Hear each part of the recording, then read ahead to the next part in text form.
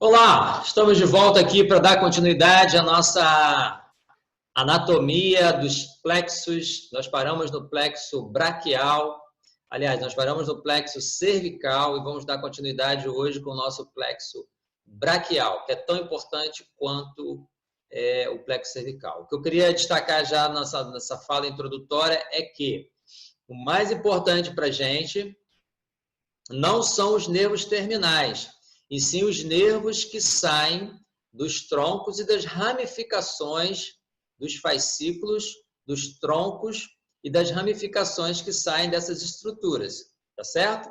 Então, vou compartilhar com vocês aqui a tela novamente, para a gente ver a distribuição do plexo, de modo que a gente possa entender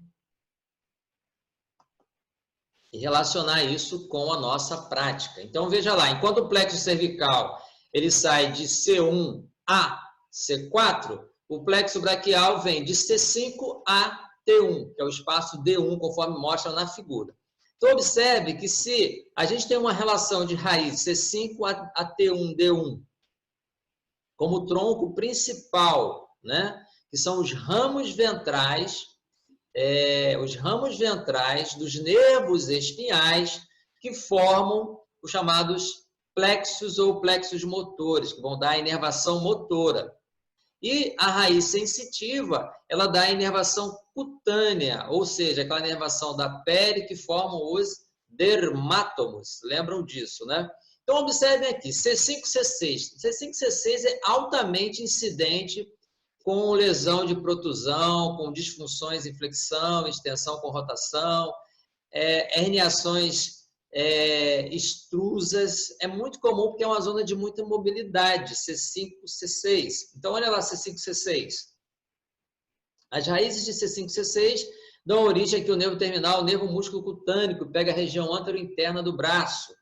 Né? E depois a gente tem aqui, ó, as raízes de C6, as raízes de C7 vão formar aqui, e as raízes de C5 vão formar o nervo axilar e o nervo radial. Então, olha só, 5, 6 e 7 formando principalmente as raízes do nervo radial. Então, aquela dor no polegar, aquela dor na região dorsal, do braço, antebraço, punho, mão, primeiro e segundo dedos, polegar, indicador e dedo médio, forma o nervo radial. E a região proximal do nosso braço é o nervo axilar, conforme a gente tem na literatura dos livros de anatomia.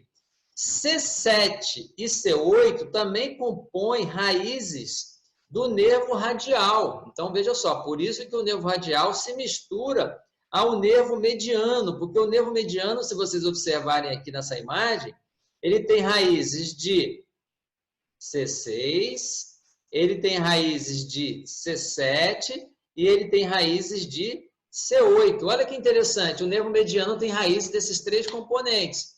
E o nervo axilar tem as raízes 5, 6, 7. O nervo mediano 6, 7 e 8. E o nervo radial também pega raízes aqui, ó, de 6, 7 e 8. Então, estão muito com. Só que a diferença está onde? Região anterior de antebraço, punho, mão, e região de polegar, primeiro e segundo dedos, nervo mediano.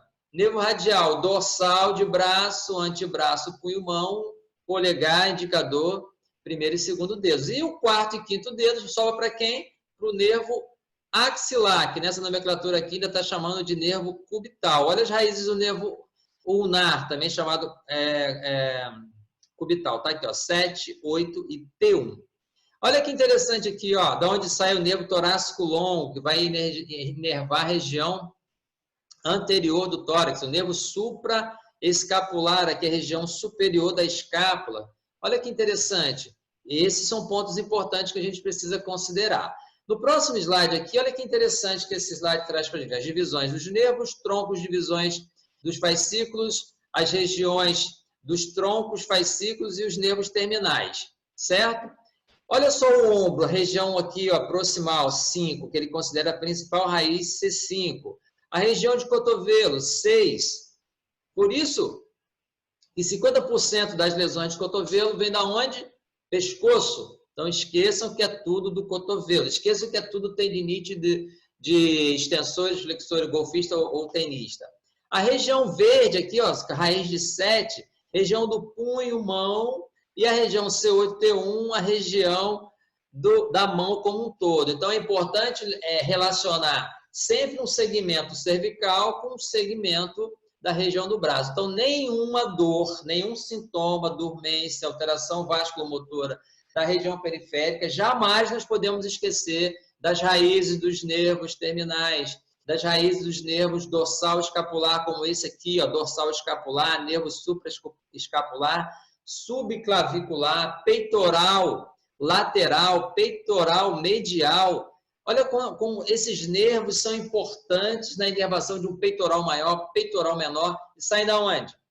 Região cervical. Então, uma dor no peitoral menor, uma dor no peitoral maior pode ter uma relação direta com pescoço. Então, fiquem atentos a isso, tá? Esse é um raciocínio que vocês têm que ter para cervical, braquial e lombosacro, que é o nosso próximo encontro, nossa próxima aula. Então, estudem, aprofundem esse conteúdo, cada vez mais nós vamos voltar a ele em diversos momentos e vamos voltar também nas nossas aulas, nossos encontros por videoconferência, tá certo? Então, até a próxima aula. Até lá!